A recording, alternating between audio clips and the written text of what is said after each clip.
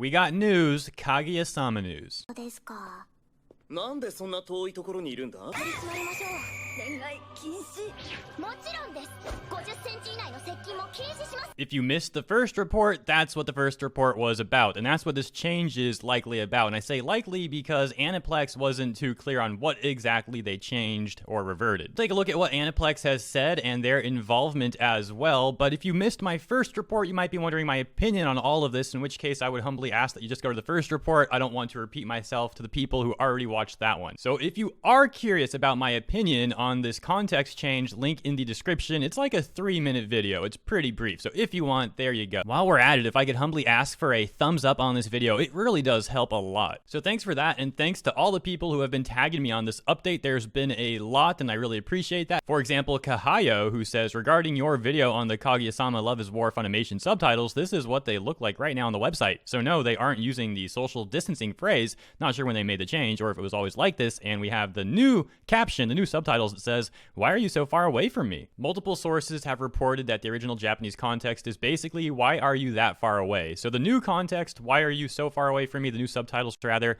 it seems to be more accurate. This is AniPlex's statement on this. It's very simple. AniPlex of America has been notified of an error in the subtitles in episode 5 of Kaguya-Sama Love Is War and have implemented a revision. We apologize for the inconvenience and thank you for your understanding. As you have already seen, and as we see another example here, people are left speculating what exactly AniPlex changed because they were so vague in their tweet. For example, Scratchpoint says here, "Is this the error in question?" and posts that same screenshot. It's a little awkward for me to make this video because there are going to be people for sure that watch it who haven't seen my first one, and I really don't want to repeat myself given my whole 3-minute opinion as I already said, so it's a little awkward to be honest. So instead of doing that, instead of rehashing my opinion that I've already said and people have already heard for the most part, and if you haven't, again, you can find it in the description, just click that link. I'll instead present a question for you here today. Why does this get changed? Why does a change that doesn't have to do with politics really get changed when there's backlash? Yet the backlash that these companies get when it's a more serious change, when it's actually them forcing some political agenda in the IP. Are you one of those dumb Gamergate creep shows? They're changing the Japanese IP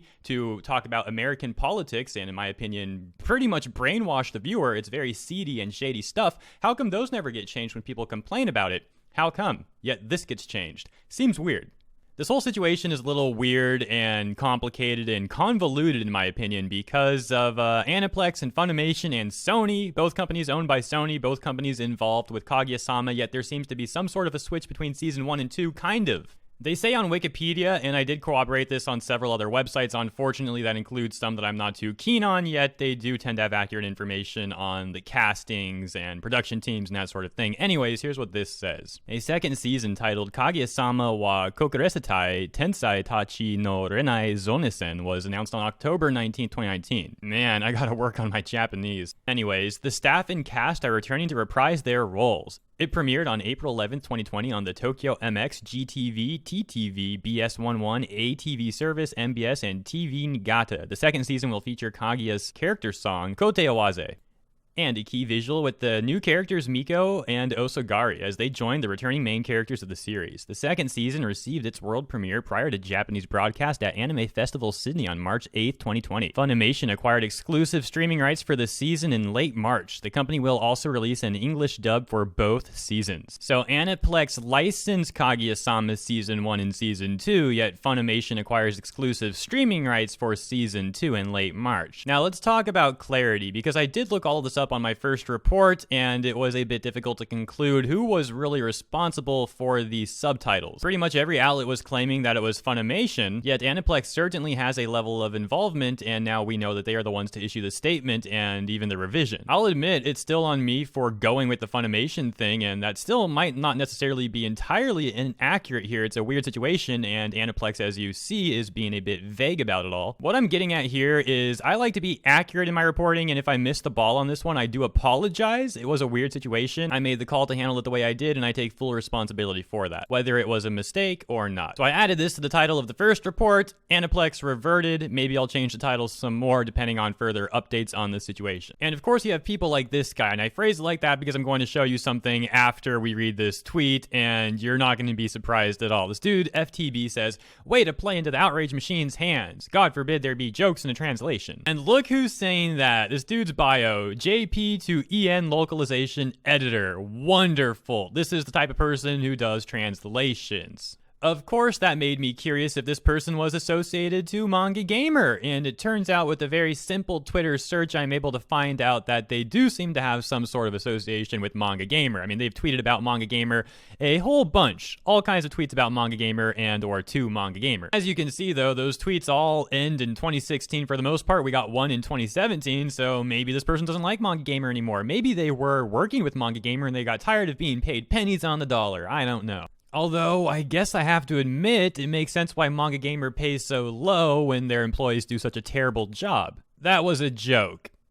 Kind of. We're getting close to the end of this report though now, and I'd like to circle back to what I was talking about earlier because I really am curious what your thoughts are on that. That being, why is this the one that gets changed? Why not the things that are actually more serious that people are, you know, taking umbrage with? Why does that never get changed ever, despite immeasurable backlash for it? Yet this situation that's not quite as serious and has less backlash, that gets changed. Granted, AniPlex is involved, so maybe that's why. Yet who really knows? Again, both are owned by Sony anyways, so make of that what you will. Maybe AniPlex is testing the waters, so to speak, to see if they can start going the Funimation route entirely. Or if AniPlex really did do the subtitles here, then maybe AniPlex meant this to just be a little joke referencing something crazy in the world that everyone could kind of relate to and maybe have a laugh at. In which case, isn't that a shame, AniPlex, that you can't even change subtitles once for a little joke because Funimation has done it so much, taken advantage of people, taken advantage of their power, taken advantage of Japanese IP like that, and it's left such a bad taste in everyone's mouth? Maybe it's also how Sony seems to love going and kissing up to people who advocate cancel culture and all these other virtue signaling things. At the end of the day, I don't think these companies have anyone to blame except for themselves. Well, I finally kind of alluded to my opinion somewhat. Maybe I did throughout this video anyways and I didn't notice. But yeah, that's my opinion on this. If you didn't see the first part, I really didn't think this change was that big of a deal. I wasn't really upset with it at all, and I said in my first report that I would have actually found it funny. I maybe even would have had a laugh at this change if, hypothetically, big if, there wasn't a long-standing history of companies like Funimation, as I already said, abusing their power, abusing the IP, abusing the fans. If that was never the case, if historically that stuff never happened and this was like a one-time change that happened for the first time and people were like, huh, that's kind of funny, you know, that's really what the situation could have been. Because again, also, it really wasn't that big of a context change either from the original IP. If these companies stayed true and honest the entire time, then yeah, maybe if they did a very rare occasion where they added a little joke like that everyone could kind of relate to, they might not actually get backlash for it. People might find it funny. And yet, I'm repeating myself now, that's unfortunately not where we're at, because companies like Funimation and them, well, you see what they do. So that's just kind of rough, rambly thoughts on this whole take. Again, if you missed the first report, you might want to watch that. Even still, I probably formulated my opinion a little better in that video than at the end here really quick. Kind of just rushing to get these thoughts out, just rambling. I suppose we'll start wrapping this one up. I do hope that you enjoyed this video. Thank you very much for tuning in, and an extra thanks to the kind people who promoted yesterday's video over on Twitter. The first 20 we got to Goro. Hey, dude, Yu Yu Hakusho. I love that series. Great name there. Raja U, Intimidator 0108, We All Live in the Matrix, Spin Master R, Fidel M, Amethyst T, NPC, Amazing Ronin, Bunny Knight Scarlet, Phantom R, Wolves R, Florida F, 2 Zippos, Shogun, KJC, Kenta, A Shot of Whiskey, The Ice Cream is Just an Illusion, Striker R. Thank you all very much once again, and I'll see you next time.